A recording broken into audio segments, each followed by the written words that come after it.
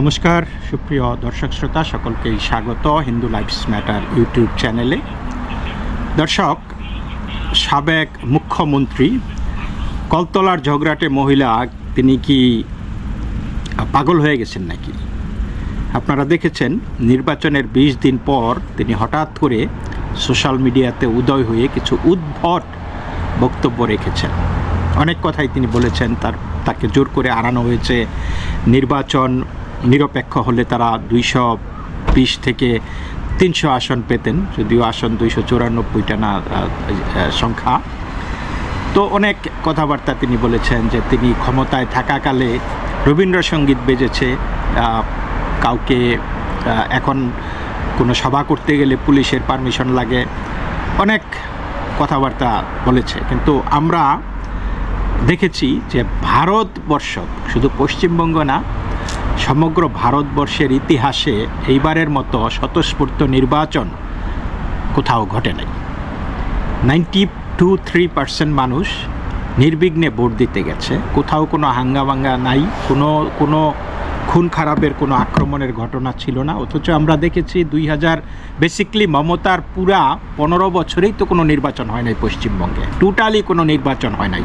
2011-তে যে নির্বাচন হয়েছে সিপিএম আমলে, সেইটাই শেষ নির্বাচন এই 2026-এর আগে পর্যন্ত। মমতার জমানায় কোনো নির্বাচন কখনোই হয়নি। তো তারপরে সেই নির্বাচন নিয়ে তার অনেক কথা। তারপরে সেটা আমরা দেখলাম এই যে ফলতায় তাদের খুবই ঘনিষ্ঠ জাহাঙ্গীর, যাকে পুষ্পা বলে, সেই পুষ্পা কিন্তু উইথড্র করেছিল। এবং এইখানে বিজেপির যে জয় হওয়ার কথা সেটা তো অবধারিতই ছিল এবং হয়েছে বিপুল ভোটে। আর সেই জায়গায় সিপিএম চলে এসেছে 2 নম্বরে। তো এই জিনিসটা কিন্তু খুবই প্রণিধানযোগ্য যে পশ্চিমবঙ্গের রাজনীতিতে তৃণমূল কিন্তু আর রিলেভেন্ট না। পশ্চিমবঙ্গের রাজনীতিতে তৃণমূল আর রিলেভেন্ট কোনো পার্টি না, এটা আস্তে আস্তে বিলীন হয়ে যাবে। পশ্চিমবঙ্গের রাজনীতিতে আমাদের বাঙালিরা তো একটু আতেল আছে।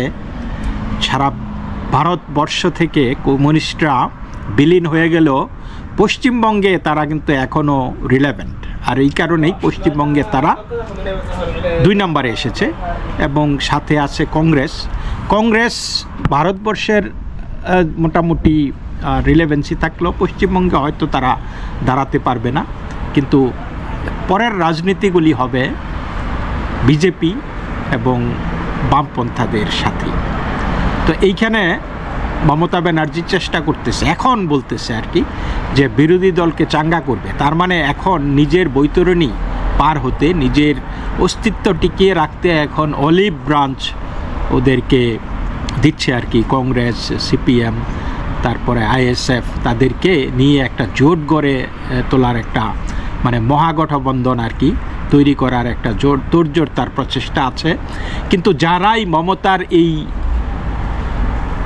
ডাইনির কুটচালে পা দিবে, তারাই কিন্তু রাজনৈতিকভাবে ধ্বংস হয়ে যাবে। যতই বলুক, এই যে মমতা বলেছে যে তাকে নাকি চোর বলে যারা বাইরে গেলে, তো তারা নাকি এই পশ্চিমবঙ্গের লোক না, তারা নাকি বহিরাগত। তো যখন আপনি বলছেন, তারপরে বলতেছে সিআরপিএফ নাকি ওইখানে এই বিজেপির কর্মী সেজে তারা নাকি এই ভোট লুট করেছে। তো এইগুলি যখন আপনি বলবেন, তখন কিন্তু জনগণকে যে বিশ্বাস করেন না আপনি, জনগণের যে আপনার ওপর যে কোনো আস্থা নাই, সেই জিনিসটাই কিন্তু আপনি প্রমাণ করতেছেন। গত 15 বছর আপনি যেইভাবে শাসন করেছেন রাজ্যটাকে, জনগণের বিন্দুমাত্র মর্যাদা দেন নাই, জনগণের বিন্দুমাত্র তোয়াক্কা করেন নাই, এবং জনগণও আপনাকে একদম ভরে দিয়েছে। তো যাই হোক, দেখি আমরা তিনি কি বলেছেন। যে তিনি বলেছেন যে তৃণমূল বিধানসভা ভোটে হারেনি, মানুষ ভোট দিয়েছে কিন্তু তাদের হারানো হয়েছে।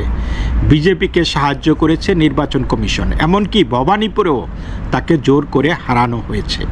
তিনি বলেছেন এই নিয়ে আদালতে যা বলার বলবেন। তো আদালতে তো তিনি গিয়েছিলেন, চোর শুনে এসেছেন।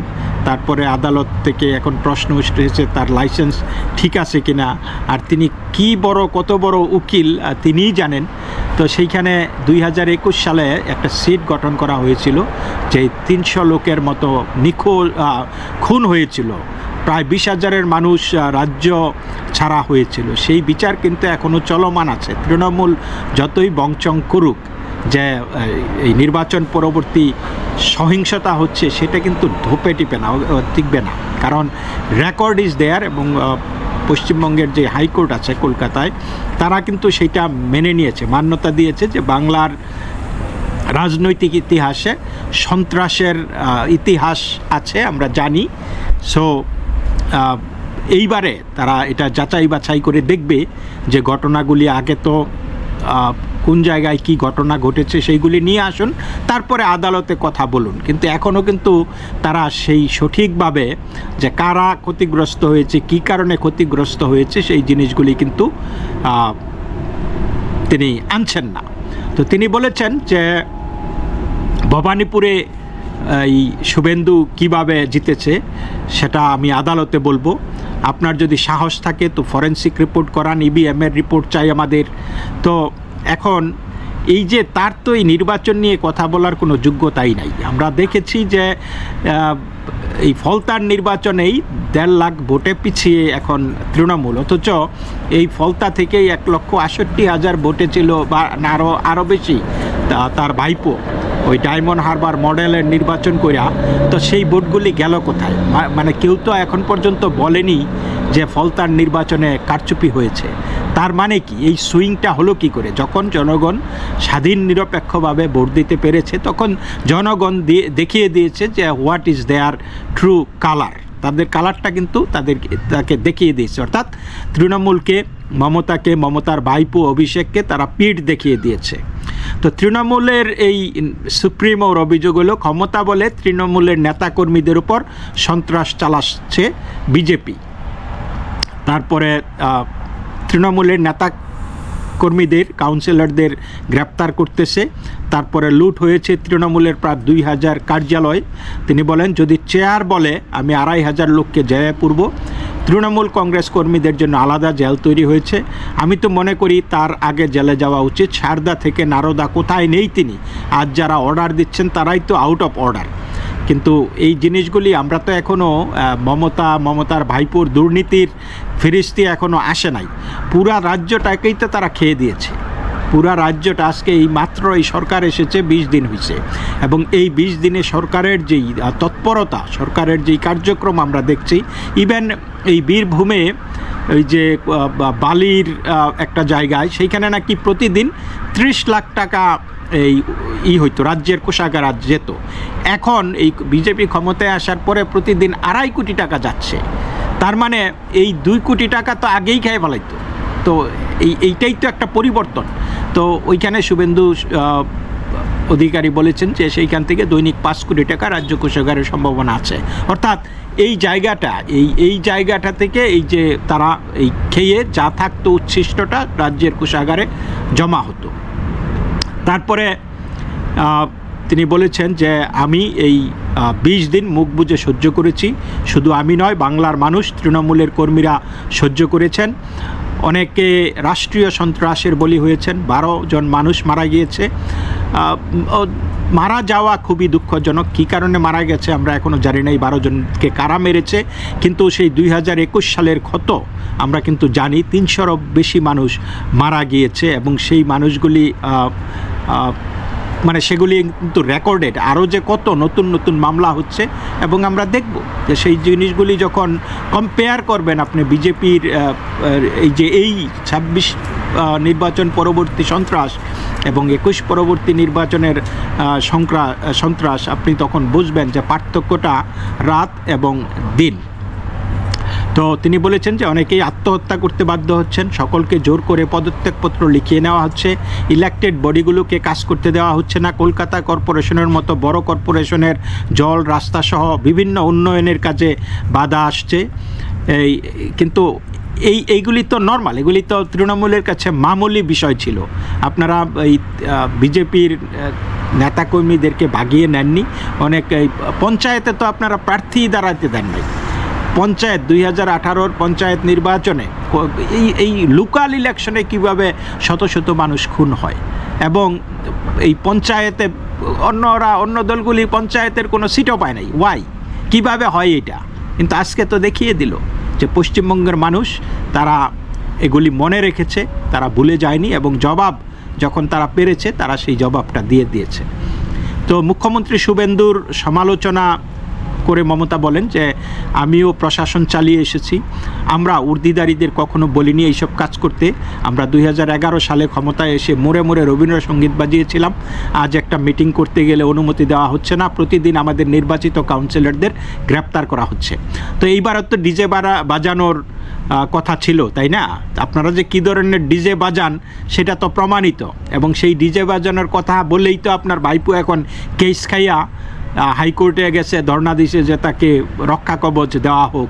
তো এই ডিজে কেমন ডিজে বাজাইতেন আপনারা ভাবতে পারেন? মানে এই কোন মুখে তিনি, তার তো কোনো মুখ নাই, এই জন্য তিনি প্রকাশ্যে আসতেও পারেন না, কারণ রাস্তায় গেলেই চোর চোর শুনতে হচ্ছে। তো এই জন্য ঘরে বসে, এখন থেকে নাকি তিনি মিডিয়াতে যাবেন না, তিনি নাকি ঘরে বসেই কথা বলবেন, লোকজনকে আগেই জানিয়ে দিবেন কখন তিনি কথা বলবেন, তারা যাতে তার কথা শুনে। তো লোকজন আর তাকে খায় না, জিনিসগুলা মানে এই পর্যায়ে চলে গেছে। তারপরে তিনি বলেছেন মিউনিসিপ্যালিটির ঘরগুলো গুন্ডারা দখল করছে, 2500-এর বেশি পার্টি অফিস লুম্পেনেরা দখল করে রেখেছে পুলিশকে সামনে রেখেই। পুলিশের কাছে অভিযোগ করতে গেলে তারা বলছে ইনস্ট্রাকশন আছে। তো মহিলারা ধর্ষিতা হলে মহিলাদেরকে পিঠা বানানোর জন্য বাড়িতে নিয়ে গেলেও তো আপনার ইনস্ট্রাকশনে পুলিশ কখনো মামলা নিত না, আপনার ইনস্ট্রাকশনে পুলিশ বরং এই মহিলাদেরকে ধরে নিয়ে বাড়িতে দিয়ে আসতো, পিঠাওয়ালাদের বাড়িতে দিয়ে আসতো। পিঠা মানে বুঝছেন তো, ওই যে এই কি শেক টেকের বাড়িতে নিয়ে দিয়ে আসতো এই যুবতী মেয়ে এবং বাড়ির গৃহবধূদেরকে। আপনি ভাবতে পারেন এইগুলি কিন্তু মমতার আমলে হয়েছে। যাই হোক, মমতা আবার অভিযোগ করেছে যে এইবার বিধানসভা নির্বাচন সুষ্ঠু এবং স্বচ্ছভাবে হয়নি, ভোটের নামে প্রহসন হয়েছে।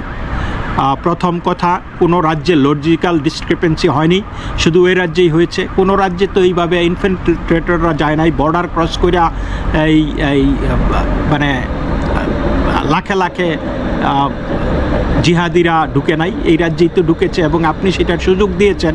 আপনি ভুয়া আধার কার্ড, ভুয়া প্যান কার্ড এগুলি বানিয়ে দিয়েছেন, কত সুযোগ সুবিধাই না আপনারা দিয়েছেন, তাই না? তারপরে আর 60 লক্ষ লোকের বাদ দেওয়ার কথা তিনি বলেছেন, কিন্তু 60 লক্ষ বাচ্চা আপনার মানুষ কি মরে না? সেই মরা মানুষে আপনি ভোটার রোলে রাখবেন? তো মরা মানুষ যখন ভোটার রোলে থাকে, আপনার ওই স্বর্গ থেকে এসে তো আপনার আমলে ভোট দিয়ে গেছে, তো সেগুলি কি সরানোটা কি খুবই অন্যায় হয়ে গেছে? ভোটার রোল তো আপ টু ডেট করতে হবে। আপনি সেটা পছন্দ করেন না, কারণ ওগুলিই তো আপনার ভোটার ছিল, জনগণ তো আসলে আপনাকে ভোট দেননি। তারপরে তিনি বলেছেন যে বিজেপির লোকেরা সিআরপিএফের ড্রেস পরে কাউন্টিং হলে ঢুকে গিয়েছে, পরিকল্পিতভাবে মিডিয়া দিয়ে আগে ভাগে 200 আসনে জিতিয়ে দেওয়া হয়েছে, এটা সকলেই জানেন। তো তিনি বলেন যিনি এখন চেয়ারে বসেছেন তার তো ওই চেয়ারে বসারই কথা নয়, ভোট লুট করে রাজ শাসনে বসেছেন, তিনি কি করে মানুষের দুঃখ দুর্দশা বুঝবেন? তৃণমূল কংগ্রেস দেখলেই কয়েকটা লুম্পেন চোর চোর বলে বেড়াচ্ছে, এটা দারুণ কইছে, লুম্পেনরা চোর চোর করে বলতেছে। আর আপনি জয় শ্রীরাম, ওই যে চোর না শুনে ধর্মের কাহিনী আছে না, যখন জয় শ্রীরাম স্লোগান দেয় সে গাড়ি থেকে নাইমা চটি লইয়া দৌড়ায় গেছে, তা আমরা তো বুঝি কারা লুম্পেন কারা ভালো মানুষ, তাই না? তো ওনার ওই রাম নাম তার কানে ঢুকে না, ভূতে মানে ভূত, আমরা তো রাস্তাঘাটে যখন ভূতের ভয় পেতাম তখন রাম নাম করতাম, তো তার অবস্থা এইরকম। তুমি উনি রাম নাম ওনার কানে গেলে তার অবস্থা খারাপ। তো এখন তো তাকে চোর চোর বলবেই, এগুলি লুম্পেনরা বলে না, এগুলি চোর। আপনি এটা ঠিক, আপনার নিজের চেহারাটা দেখেন, এই জন্যই তো আপনি এখন রাস্তায় বেরোতে পারতেছেন না, আপনি রাস্তায় বেরোতে পারতেছেন না বিকজ জনগণ আপনাকে চিনে ফেলেছে। এবং সে বলতেছে এই লোকগুলা নাকি পশ্চিমবঙ্গের লোক নয়, বাংলার লোক নয়, তারা বহিরাগত। তো এখন এই হইল তার রাজনীতি, মানুষকে এইভাবেই সে সম্মান করে। সে যে হারছে একটা গ্রেসফুলি, এই হারাটাও তো স্বীকার করতে পারলো না, হারাটাও তো তার স্বীকার করা উচিত ছিল। কংগ্রেচুলেশন। তারপরে আবার রাজনীতি নতুন করে জনগণের যেই রায় দিয়েছে সেইটাকে মেনে নিয়ে তাকে মানুষ বলতে যে ওকে মহিলাটা ভদ্র। তো পুরা এই কলতলার ঝগড়াটে মহিলা যে এটা তো আরও বেশি করে প্রমাণ করলো, সে শুধু মানে ওই সুপর্ণখা এই প্রমাণ করছে নিজের এসে, সে সত্য মিথ্যার ধার ধারে না এবং সে যে একটা পাগল এটাই কিন্তু প্রমাণ করেছে। তারপরে সে বলেছে আপনারা এজেন্টদের আইডি কার্ড কেড়ে নিয়েছেন, আমার কেন্দ্রে আমি যখন খবর পেয়ে গেছি আমি 13,000 ভোটে এগিয়ে গেলাম। তো যিনি এখন গদিতে বসে আছেন তার নাম করতে আমার ভাল লাগে না, তাকে আমরা অনেক দিন ধরে চিনি, তিনি নিজে বসে লুট করছিলেন, আমাকে ঘাড় ধাক্কা দিতে দিতে তাড়িয়ে দেওয়া হয়েছে, হারের জায়গায় জেতার জায়গায় হারা, এই পাশাটাই উল্টেছে প্রায় 150 সিটে, সেটা না হলে আমরা 220 থেকে 230 আসন পেতাম।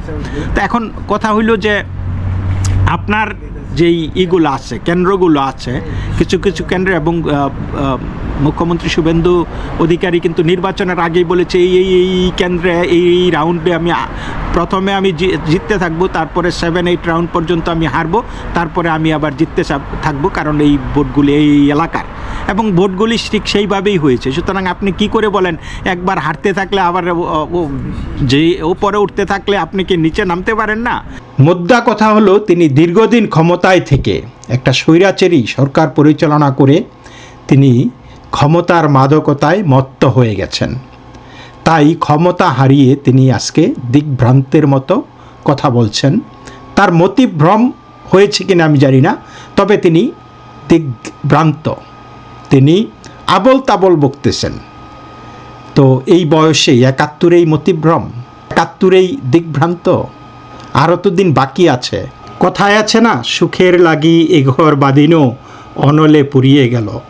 এখন তো তার বাঁধানো সাম্রাজ্য ছারখার হয়ে গেছে। তিনি যতই দেখবেন ততই জ্বলবেন এবং ততই লুচির মতো ফুলবেন। তো দর্শক, এই পর্যন্তই। সকলেই ভালো থাকবেন। নমস্কার।